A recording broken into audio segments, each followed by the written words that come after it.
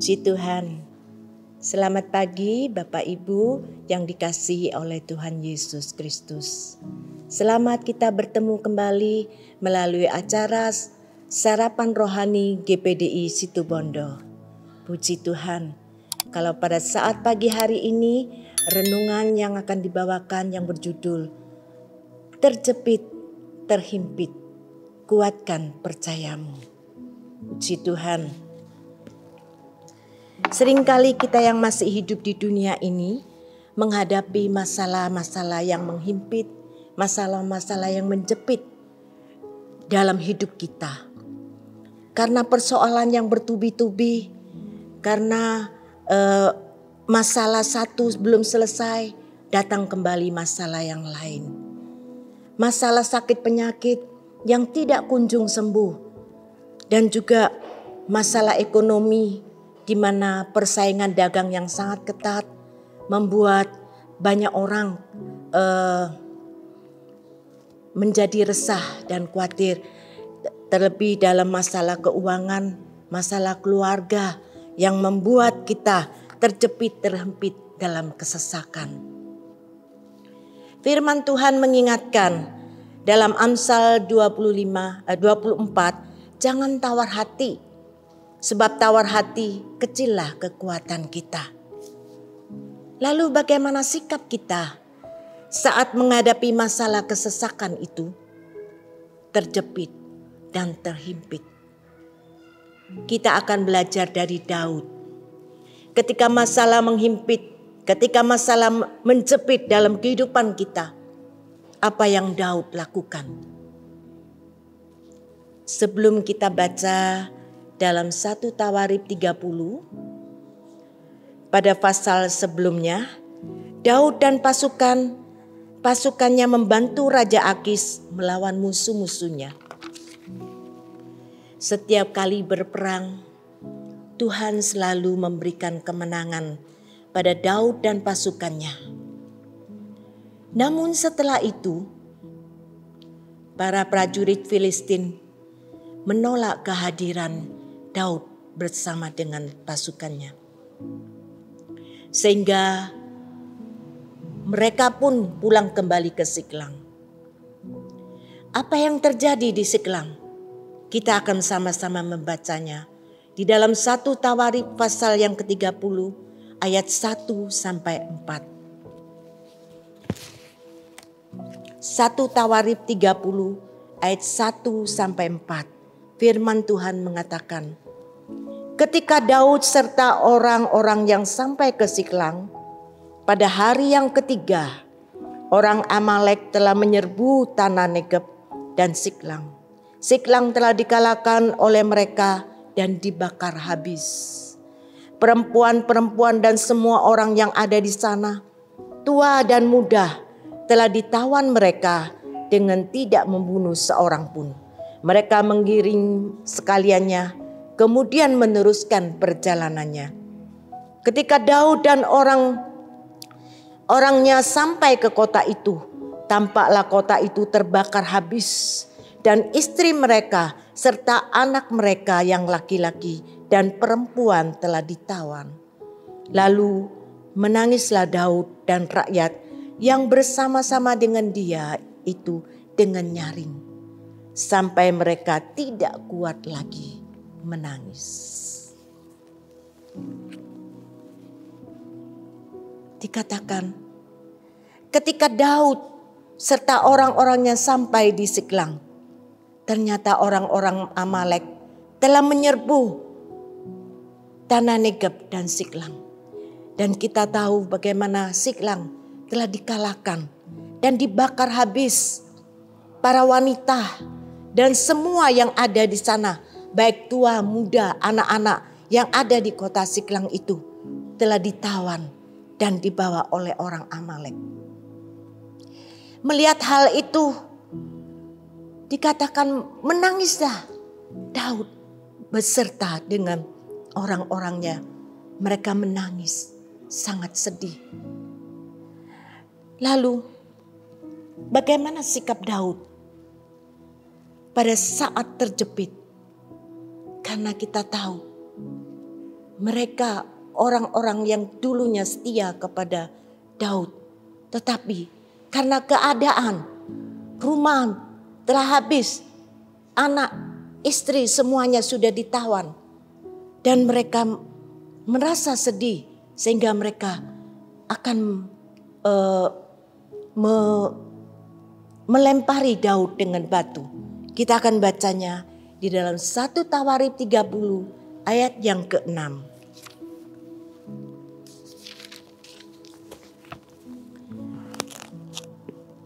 Dan Daud sangat terjepit karena rakyat mengatakan hendak melempari dia dengan batu. Seluruh rakyat itu telah pedih hati, masing-masing karena anaknya laki-laki dan perempuan. Tetapi Daud menguatkan kepercayaannya kepada Tuhan Allahnya. Dalam situasi terjepit, dalam situasi yang menghimpit, Daud katakan dia menguatkan iman percayanya kepada Tuhan. Dia tidak ikut dalam keresahan, dia tidak terenyuh dalam keadaan yang menjepit, tapi dia menguatkan imannya kepada Tuhan. Dia datang kepada Tuhan, berdoa serta minta hikmat kepada Tuhan. Dan kita melihat dalam 1 Tawarikh 30 ayat yang ke-8. Kemudian bertanyalah Daud kepada Tuhan, katanya, haruskah aku mengejar gerombolan itu? Dapatkah mereka kususul? Dan ia berfirman kepadanya, kejarlah, sebab sesungguhnya engkau akan dapat menyusul mereka dan melepaskan para tawanan. Daud yang datang kepada Tuhan, berdoa, berseru kepada Tuhan, serta minta hikmat dari Tuhan di dalam menghadapi masalah itu. Maka Tuhan katakan, firman Tuhan katakan, kejarlah.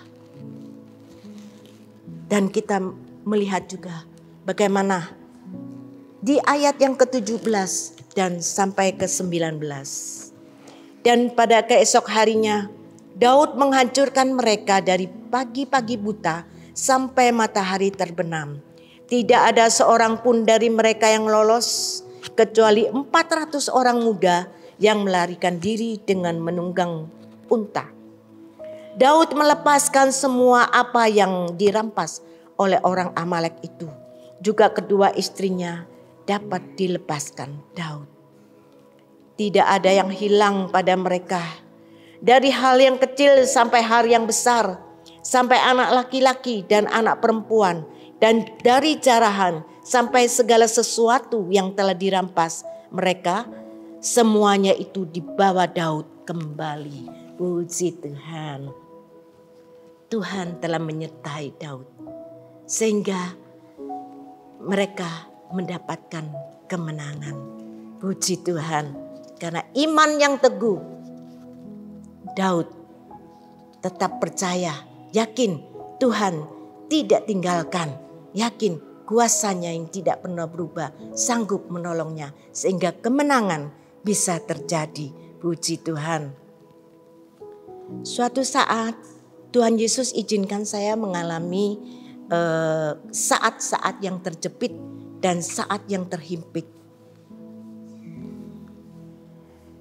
Saat-saat yang mengkhawatirkan dan saat-saat yang meresahkan.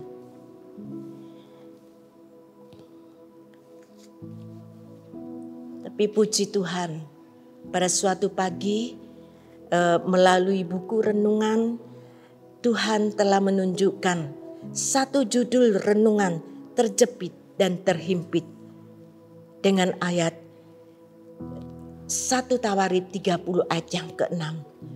Tuhan Yesus menguatkan imanku. Tuhan Yesus menguatkan melalui ayat ini. Dikatakan Daud telah menguatkan imannya. Dan renungan ini mengajak agar kita yang terjepit, kita yang terhimpit, kita akan belajar dan seperti Daud dan tetap percaya sehingga kemenangan terjadi. Puji Tuhan. Ceritanya begini, kalau pada akhir bulan Maret, di mana Tuhan izinkan saya bersama dengan anak-anak saya membuka toko parsel. Ya, puji Tuhan. Pada awal pembukaan kami selalu menghubungi para pelanggan-pelanggan, tetapi ada beberapa instansi yang pada tahun ini mereka libur atau tidak memberikan parsel karena situasi keadaan setelah pandemi, ya. Sedangkan kita semua sudah menyediakan barang-barang sebelum toko itu dibuka, baik itu parsel yang kecil-kecil maupun parsel yang besar. Dan apa yang terjadi setelah kurang lebih setengah bulan lebih, yang masuk pesanan-pesanan hanya parsel-parsel yang kecil. Yang parsel besar hanya bisa dihitung dengan jari. Kami merasa khawatir sebab barang-barang semuanya sudah disiapkan baik untuk parsel yang besar itu, dan masih banyak yang sudah kita sediakan belum jalan. Sedangkan kita membuka toko parsel itu hanya pada waktu bulan puasa saja. Setelah itu kita tidak buka lagi. Dan mau tidak mau barang-barang itu harus habis. Dan keadaan situasi yang begitu mengkhawatirkan membuat saya merasa terjepit, terhimpit karena situasi keadaan. Saya hanya datang berseru kepada Tuhan. Tapi puji Tuhan, Tuhan telah menguatkan saya melalui pembacaan renungan, melalui pengalaman dari Daud yang boleh membuat saya belajar untuk tetap percaya kepada Tuhan Yesus. Maka dari itu saya terus belajar dan mengimani semuanya. Dan saya selalu menaikkan pujian, bersamamu Tuhan, aku akan melewati semuanya ini. Puji Tuhan, melalui puji-pujian ini, aku percaya setiap musim dalam hidupku, Tuhan tidak pernah tinggalkan aku. Tuhan yang selalu setia dengan janjinya. Tuhan tidak tinggalkan aku. Tuhan sanggup melewatkan aku dalam masa-masa yang sulit ini. Aku percaya bersama dengan Yesus aku mampu melewati semuanya ini. Dan aku akan menerima kemenangan. Puji Tuhan. Dan 10 hari sebelum Lebaran, kurang lebih 10 hari, Tuhan telah izinkan. Baik itu pelanggan-pelanggan baru yang Tuhan kirimkan dan pelanggan-pelanggan lama, mereka datang dan memesan parsel-parsel. Sehingga pada H-1 Tuhan telah menyatakan kasih-Nya pada yang terakhir sisa 2 parsel di mana Tuhan kirimkan sepasang suami istri yang datang ke toko. Dia membutuhkan parsel yang persis apa yang masih ada. Puji Tuhan, sehingga semuanya menjadi tuntas. Semuanya ini hanya oleh karena kasih kemurahan Tuhan kami telah melihat penyertaan Tuhan, pertolongan Tuhan, kemuliaan Tuhan telah nyata. Sehingga menjadikan kami penuh sukacita karena kami memiliki Yesus yang hidup. Puji Tuhan. Puji Tuhan. Sekian renungan pada pagi hari ini dan kesaksian ini. Semoga menjadi kekuatan bagi kita semuanya. Puji Tuhan, selamat pagi, selamat beraktivitas. Tuhan Yesus memberkati. Amin.